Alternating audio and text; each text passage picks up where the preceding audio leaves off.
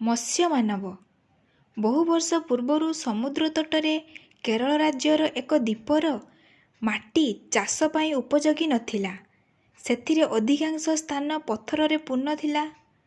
ତେଣୁ ସେଠାକାର ଅଧିବାସୀମାନଙ୍କ ମଧ୍ୟରେ ଅଧିକାଂଶ ମତ୍ସ୍ୟଜୀବୀ ଥିଲେ ଅଥବା ବୋଇତ ବା ଜାହାଜରେ ଚାକିରି କରୁଥିଲେ। କେହି କେହି ବା ଗଭୀର ସମୁଦ୍ରରୁ ମୁକ୍ତା ପ୍ରବାଳ ପ୍ରଭୃତି ସଂଗ୍ରହ କରି ବ୍ୟବସାୟୀମାନଙ୍କୁ ବିକ୍ରି କରି ଜୀବିକାର୍ଜନ କରୁଥିଲେ। ସେହି ଦ୍ୱୀପରେ ଗୋଟିଏ ବୁଢ଼ା ମତ୍ସ୍ୟଜୀବୀ ଥାଏ। ତାର ଗୁଡ଼ିଏ ପୁଅ।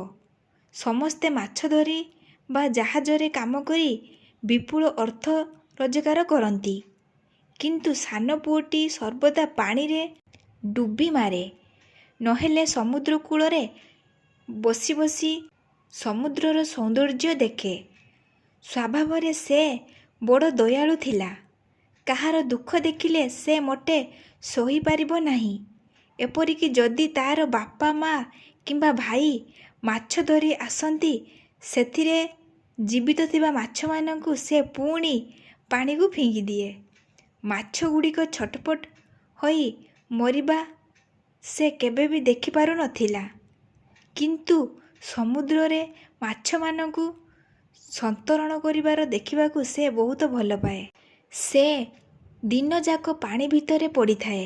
ବୁଡ଼ି ବୁଡ଼ି ବହୁ ସମୟ ଧରି ଗଭୀର ସମୁଦ୍ର ଭିତରେ ସେ ଥାଏ। ତେଣୁ ତାକୁ ସମସ୍ତେ ମତ୍ସ୍ୟମାନବ ବୋଲି ଡାକନ୍ତି। ସେ ପାଣିରୁ ଫେରି ଆସି ତାର ଭାଇମାନଙ୍କ ଆଗରେ ସମୁଦ୍ରର ଗଭୀର ପ୍ରଦେଶର ସୌନ୍ଦର୍ଯ୍ୟ ବିଷୟରେ ବର୍ଣ୍ଣନା କରେ। କେହି ବିଶ୍ୱାସ କରନ୍ତି, କେହି ବା କରନ୍ତି ନାହିଁ। କିନ୍ତୁ ବାପା ମା ତାକୁ ଅଳସୁଆ ବୋଲି କୁହନ୍ତି। କ୍ରମେ ସେ ବଡ଼ ହେଲା। ତଥାପି ମଧ୍ୟ ତାର ସ୍ୱଭାବ ଆଦୌ ବଦଳିଲା ନାହିଁ। ଏଣିକି ଅଧିକ ସମୟ ସେ ପାଣିରେ ରହେ।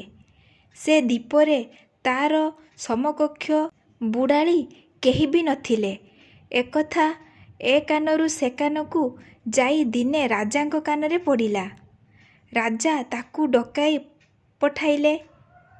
ଏଣେ ତାର ବାପା ମା ଭାବୁଥାନ୍ତି କୌଣସି ଦୃଷ୍ଟିଶକ୍ତି ତା ଉପରେ ସବାର ହୋଇଛି। ତେଣୁ ସେ ତାକୁ ଡେଉଁରିଆ ପିନ୍ଧାଇ ଦେଇଥାନ୍ତି।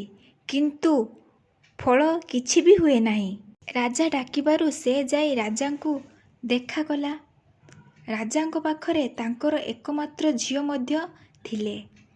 ରାଜା ପଚାରିଲେ, ମୁଁ ଶୁଣିଛି ତମେ ସମୁଦ୍ରର ଗଭୀର ପ୍ରଦେଶକୁ ଯାଇପାର। ତୁମ ପରି ବୁଡ଼ାଳି ଏ ପୃଥିବୀରେ ଆଉ କେହି ବି ନାହିଁ। କ'ଣ ଏକଥା ସତ? ମତ୍ସ୍ୟମାନବ କହିଲା, ମହାରାଜ, ମୁଁ ସେକଥା କିପରି କହିବି? ଅନ୍ୟମାନଙ୍କ କଥା ମୁଁ କେମିତି ଜାଣିବି?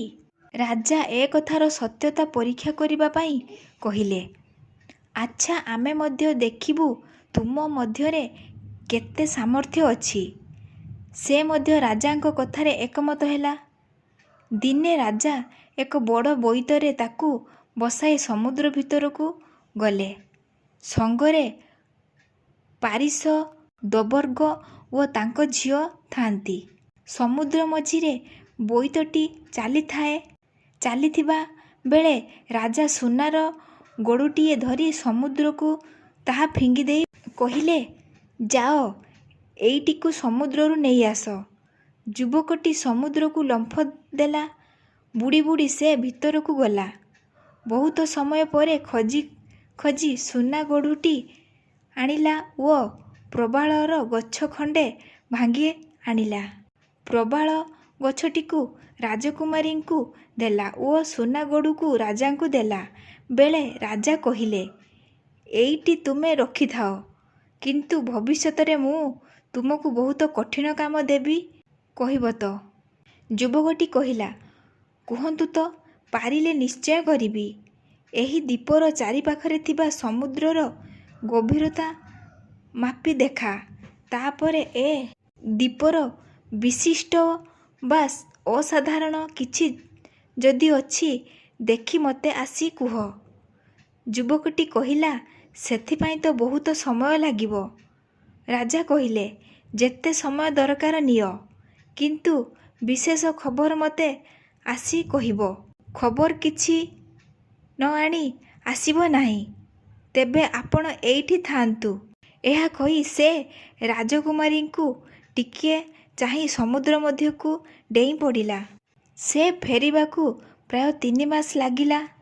ଫେରି ଆସି ସେ କହିଲା, ମହାରାଜ, ଆମ ଦ୍ୱୀପର ତଳେ 3ଟି ବଡ଼ ବଡ଼ ପର୍ବତ ରହିଛି। ସେଗୁଡ଼ିକ ଖୁବ୍ ମଜବୁତ ପଥର, କିନ୍ତୁ ସେଥିରୁ ଗୋଟିଏ ପାହାଡ଼ ଧ୍ୱଂସ ହୋଇ ଚାଲିଛି। ରାଜା ପଚାରିଲେ, ଧ୍ୱଂସ ହୋଇ ଚାଲିଛି କାହିଁକି? କାରଣ ସେ ପାହାଡ଼ର ନିମ୍ନ ଭାଗରେ ଗୋଟିଏ ଆଗ୍ନେୟଗିରି ଅଛି। ସେଠାରେ ସର୍ବଦା ଅଗ୍ନି ଜଳୁଛି। ସେଠାରେ କୌଣସି ଜୀବନ୍ତ ଗଛ ବା ଜୀବଜନ୍ତୁ ନାହାନ୍ତି।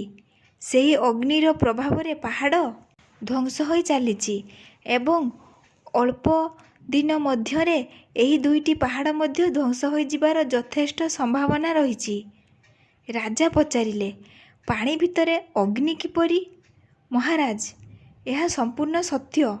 ଏହି ଆଗ୍ନେୟଗିରିରୁ ବାହାରୁଥିବା ଅଗ୍ନିକୁ ଆପଣ ଥଣ୍ଡା କରିପାରିବେ ନାହିଁ। ଯୁବକଟି କହିଲା, ଅଗ୍ନି ଆଣିବା ତ ସମ୍ଭବ ନୁହେଁ ମହାରାଜ। ରାଜା କହିଲେ, ସେକଥା ତମେ ଜାଣ। ଯୁବକଟି ସମୁଦ୍ର ଗର୍ଭକୁ ପୁଣି ଲମ୍ଫ ଦେଲା।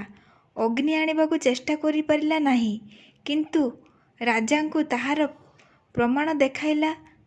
କାରଣ ଅଗ୍ନିରେ ତାର ହାତ ପାଦ ପୋଡ଼ି ଯାଇଥିଲା। ରାଜା ତାର ଏ ଅବସ୍ଥା ଦେଖି କହିଲେ, ଏବେ ମୁଁ ତୁମକୁ ବିଶ୍ୱାସ କରୁଛି। ପ୍ରକୃତରେ ତମେ ଜଣେ ଅସାଧାରଣ ସନ୍ତରଣପଟୁ ବ୍ୟକ୍ତି। ଯୁବକଟି କହିଲା, ଏଥର ଦେଖିଲି ପାହାଡ଼ ପୂରା ଜଳିବାକୁ ଆଉ ଅଳ୍ପ ବାକି ଅଛି।